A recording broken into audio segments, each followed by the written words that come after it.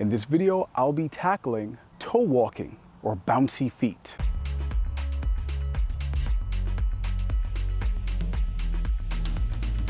Now first, I'd like to preface this. One, this is a walking that is based upon walking barefoot or with barefoot shoes / minimalist shoes because of the many issues with the design of conventional shoes. And if you'd like to see what the problems with conventional shoes are, I'll leave a link right here in which you can find other videos. This is for walking with intention, for the intention of optical flow, meditative purposes, mental health, fat loss, and endurance. This is not about walking from the kitchen sink to the table. Durations, 20 minutes plus of walking without any detrimental effect, putting undue pressure and pain on your heels. In this video, I'll be tackling or going in depth on people who toe walk. Toe walking engages or puts a lot of the burden on the calf muscles. The rest of the body is not able to balance out. So again, we're using the calf muscles, but we aren't using the hip flexors. We're not engaging our core. We're not using the glutes, and we're not using the hamstrings. If you see that your head is constantly undulating, then that is a significant factor in determining whether you're toe walking or not.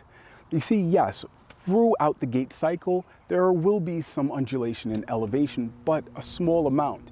And the more efficient you are, is the more stable that your head will look. Now, if you find that you are hopping up and down, you are using your calf muscles, or you are propelling yourself at the wrong angle. You see, your angle should be a little more forward. Remember, walking is basically running, but at a smaller angle.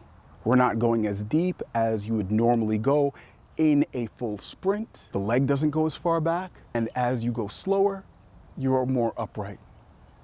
At no point do we want to lean forward as you would in a normal heel strike. Now, I know that's exaggerated, but I have to let you understand the difference. You're wasting a lot of energy. More energy could be used in terms of the propulsion. And in order to get the most efficiency from your calf muscle, we are going to slightly walk forward. And you notice I have to lift. Let me do it for this leg. I have to lift and engage the hip flexors in order to go forward. So I am lifting up, leaning at the same time, and pushing. One foot is in the air.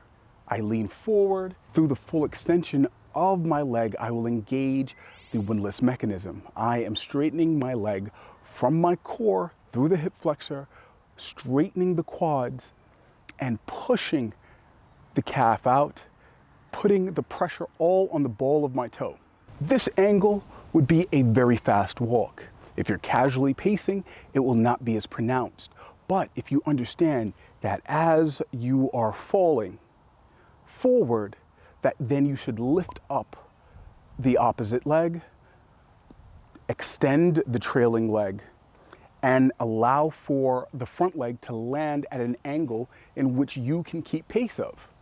What I'm going to show you is, if you're a toe walker, a bouncy walker, I'm going to give you a few drills in which you can do in order to understand the propulsion, get a better chance of the timing. And what we're going to do is we're going to soften, right, and engage the tibialis anterior so that you can get the teeter-totter effect, the lever effect of your foot at the ankle.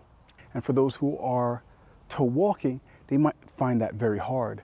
And that's because of inactivity or a weakness in the tibialis anterior, which is this shin muscle, basically.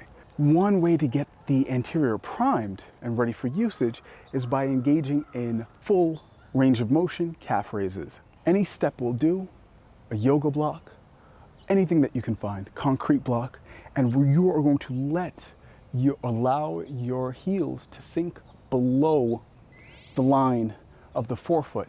So only the balls or the pads of your toes should actually be on the surface, and you should allow for the heels to hang off and to be below the pads. You can start by holding this position for about 60 seconds to 3 minutes. If you're extremely tight, then we will start to raise to the full utmost height that you can. All right?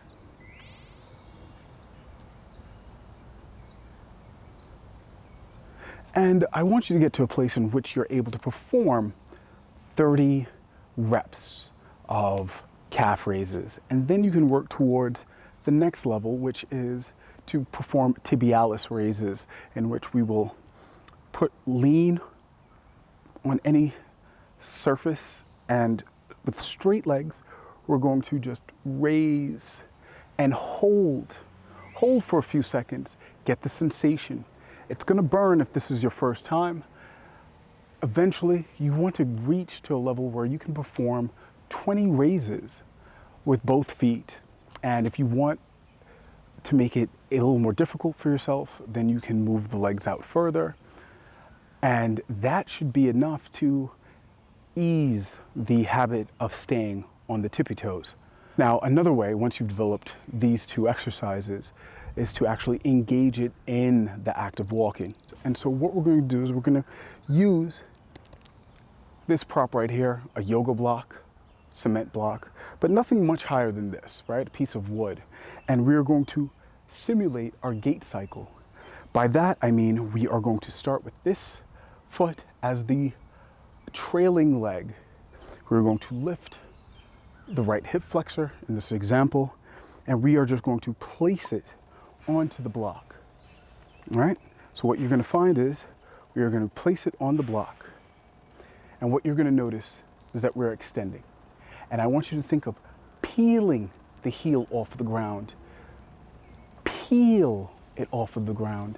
So what you should feel is the sensation of the heel, then the midfoot, and then you engage that propulsion through straightening the leg and then pressing into the ball of your toe. So again.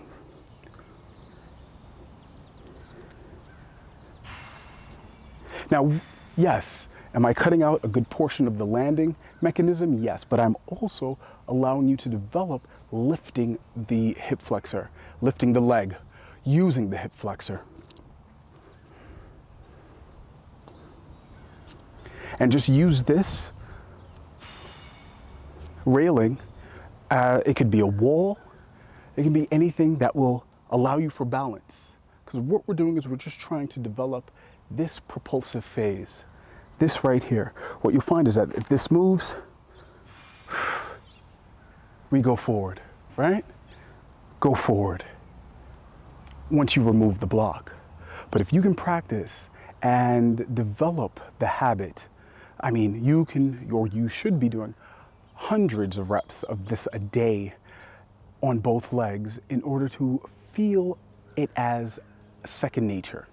Now, one caveat, if you are flat-footed or you have an extreme pronation in your foot, don't use the peeling off cue. Don't peel the heel upwards. If you are in hyperpronation, try and to supinate slightly or to bias the foot to the outer ridge before you peel off. So your pronouncement may feel more on the little toe than the ball of your foot. After a while, your dorsiflexion will improve and will allow for the full weight to be on the ball of the big toe. Thanks for watching. This is Grown and Healthy, the channel where we explore self-improvement through movement.